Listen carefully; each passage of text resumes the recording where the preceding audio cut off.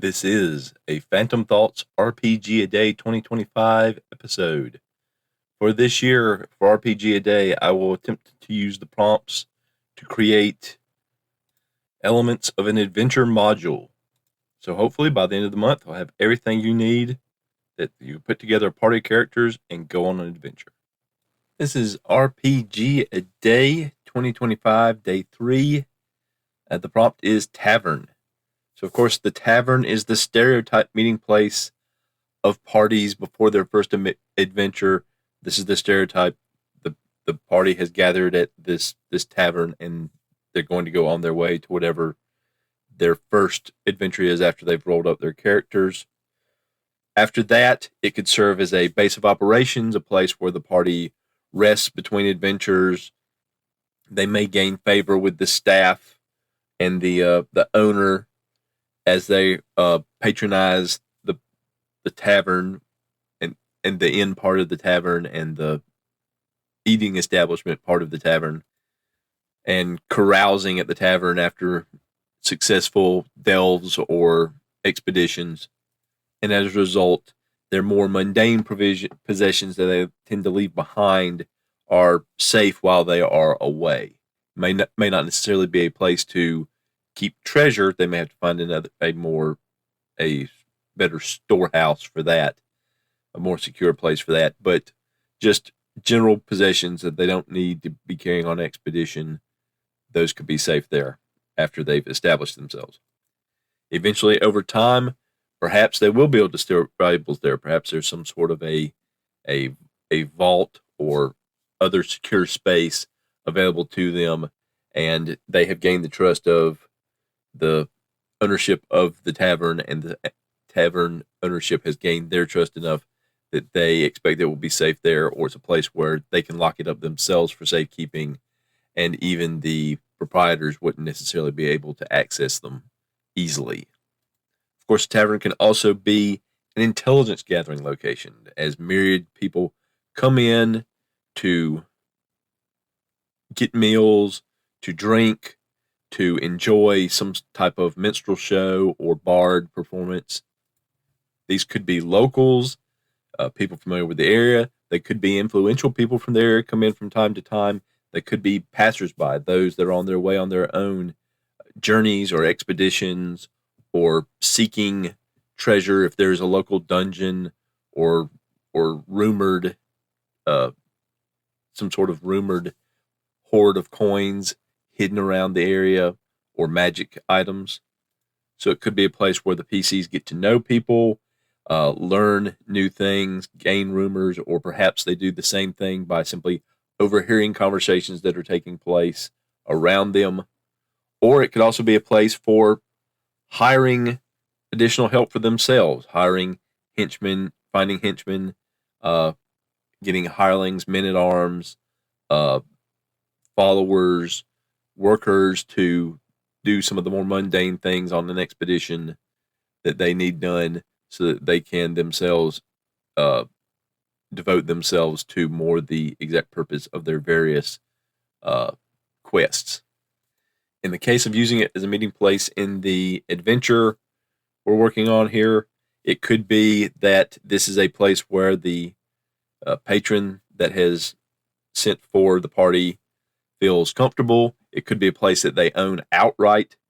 It could be simply a place that they've bought out for the day, so that they've made sure that it's a private meeting, but there's still staff and such on hand to serve food and beverages and things of that nature.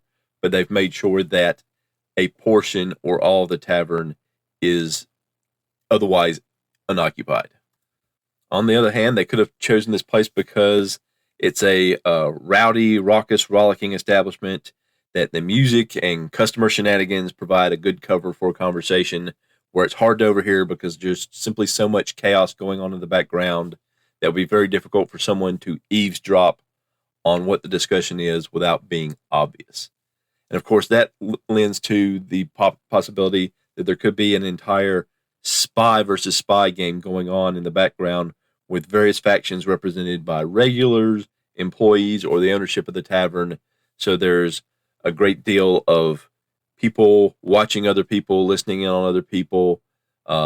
Maybe some of them are aware of each other, maybe some of them aren't. So they're trying to undermine each other. They're trying to hinder their own rivals from gaining information or getting a leg up on them in the general situation in the city in general, in the whatever business they are in, or for specifically focused on the meeting with the PCs. And of course, it's also possible that the party will want to pick their own location, and maybe they draw the patron there with some assurances of security. It could be a mutual agreement. No, we don't want to meet here. We prefer to meet here, that kind of thing. And that could lend to the party having some kind of background if you're playing more of that kind of game, where the party is already part of a little bit of a part of the world, or it could be something that you roll up on the fly. That's something I haven't considered. Well, I've considered. I haven't done anything along those lines yet for this. A way to tie the party in loosely. You don't want them to be, you don't. I don't think I want this to be the chosen one situation type of adventure area.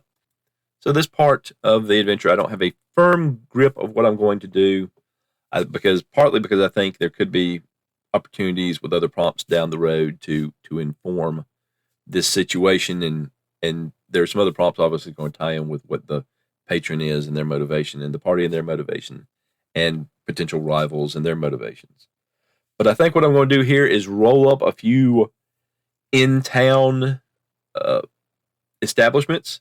I've got some D8 tables that I just brainstormed a few ideas. I'm going to roll on them and see what we come up with here, and then maybe pick one that's where the meeting will start at the beginning of the module, or give that option to the GM in question if they want to start in media res, as it were, where they're already meeting with the patron.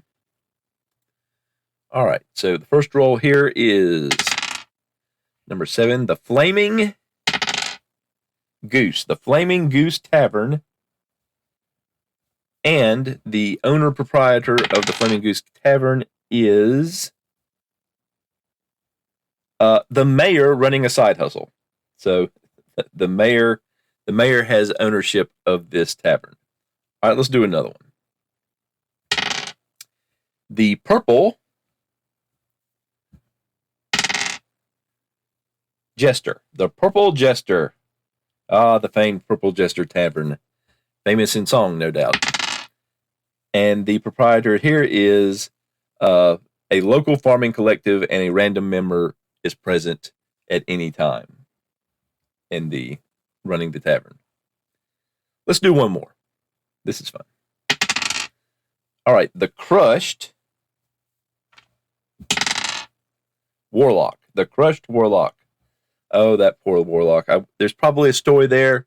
Some adventure gone awry, I'll bet.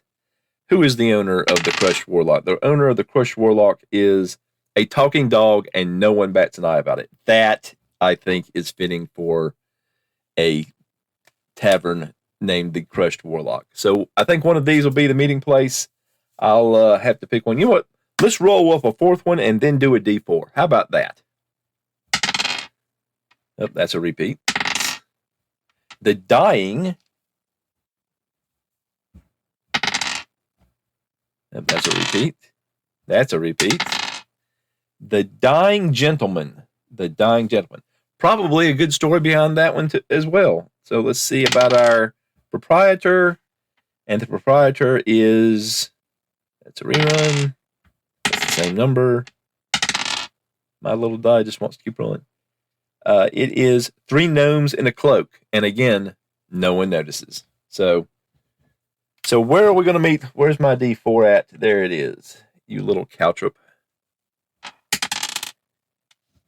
And it's number 3. So the party will meet at the Crushed Warlock, where the owner-proprietor is a talking dog, and no one bats an eye that it's a talking dog. So that's going to be their meeting place.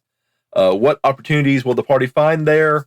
Obviously, In my previous episode, we had a chart determining on how promptly the party would arrive, and if they arrived promptly enough, they could find opportunities elsewhere, or opportunities could present themselves on the way to the tavern, to the famous tavern, the Crushed Warlock.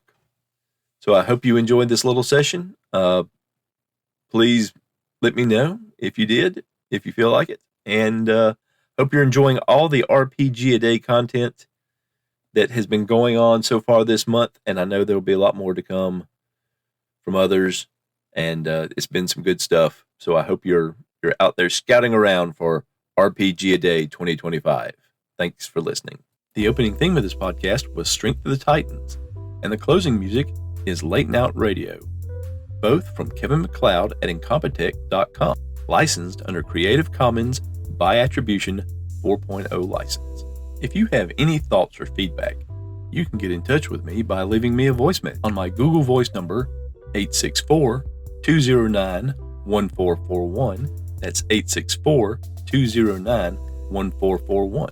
Or through SpeakPipe at www.speakpipe.com/Phantom Thoughts. That's www.speakpipe.com/Phantom Thoughts. Or you can send me a message or an audio file on Discord, where I can be found the Pink Phantom, or through email, phantomthoughtspodcast@gmail.com. That's phantomthoughtspodcast@gmail.com. I don't have to play or read your feedback on the podcast if that is not your preference. Just let me know.